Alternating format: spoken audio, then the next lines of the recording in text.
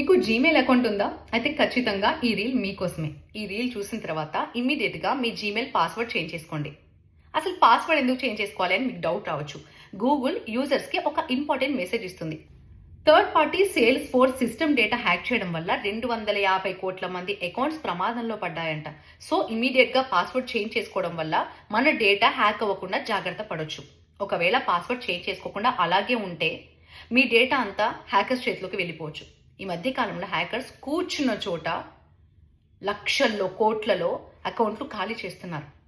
Password change చేసుకోవడం వల్ల మీ పర్సనల్ డేటా హ్యాకర్స్ చేతిలోకి వెళ్లకుండా కాపాడుకోవచ్చు. మీ జీమెయిల్లో మీరు ఏమేమి దాచుకుంటారో, మీ జీమెయిల్లో ఏమేమి ఉందో అన్నీ కూడా వాళ్ళ చేతిలోకి వెళ్ళిపోవచ్చు. అన్ని విషయాలు వాళ్ళు తెలుసుకోవచ్చు. హ్యాకర్స్ చాలా ఈజీగా మీ అకౌంట్ని హ్యాక్ చేయొచ్చు.